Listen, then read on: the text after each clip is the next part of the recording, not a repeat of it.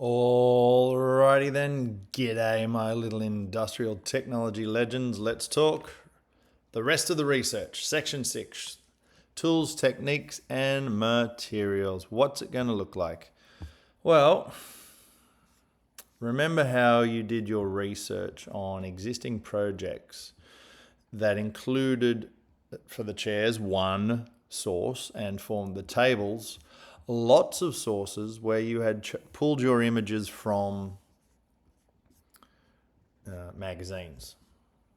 Okay.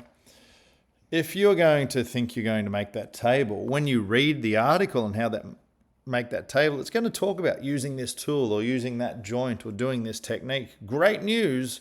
Make sure they appear in your research. What does it look like? Here we go. Fixtures and fittings definitely don't lead off with. I don't think Ryan led off with that. The joinery, okay. It's no point researching random joints. They've got to be the kind of joints that you would find in a table or in a chair. Now, all of the joints researched don't have to appear in your table or chair, but anything that is in your table or chair does have to appear here. So you might have 4 joints in your table, but you research 6. That's fine. But those 6, those 2 other ones, they should be joints found in the construction of tables. You don't want to be researching joints that don't commonly get seen. How do we do it? Check it out. We've got our white text box up the top. We know we've created a drawing and inserted that. And then we've got this 2-tone gray table that we've made as a Google drawing separately. Okay, and brought all the photos over, etc., etc., etc. Make sure the font is 12-point font when you make it over in drawings. And don't forget, okay, that a lot of people before you have researched. So if you want to see what they've researched and perhaps be inspired by Sadie's chair or Ryan's chair or Ivy's jewelry box or Charlie's table, and there's more in there, definitely research is nothing new under the sun. It's just finding and collecting information.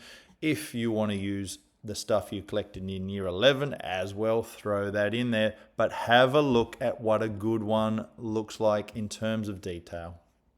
Okay, that's what we're looking for. So choose your headings and get busy with the joinery, the tools and machinery.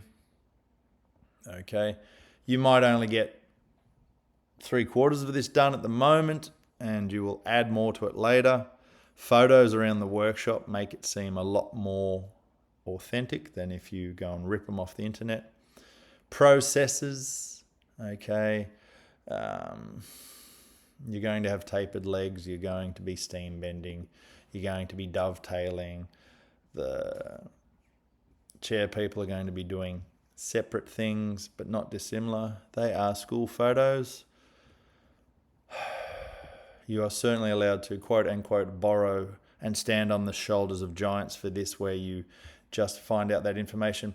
Good selection of timbers here, including the ones I mentioned before, that will be available to you. So I'd probably be sniffing around there.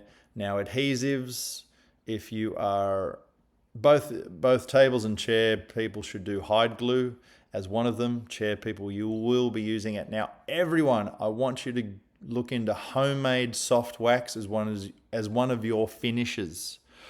Okay, it is something I would encourage you all to make. So make sure it's in your research.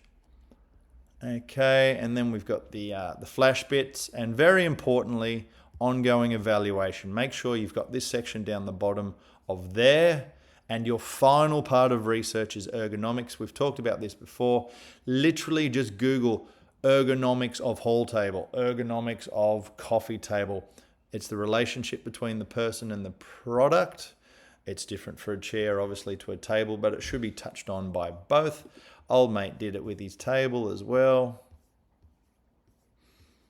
There you go. And talking about the average height of his table versus a human. Again, that's an excellent way of setting it out. You might like to leave space for your 3D image that's coming. But again, ongoing evaluation. Make sure wherever you see it in Ryan's in blue, you do the same. And ergonomics is the last part of your 3 weeks worth of work. It's a huge part, but it is just finding information and collating it. So get stuck in, because when I see you in week 4, we're kicking off on selection and justification, which is the next section.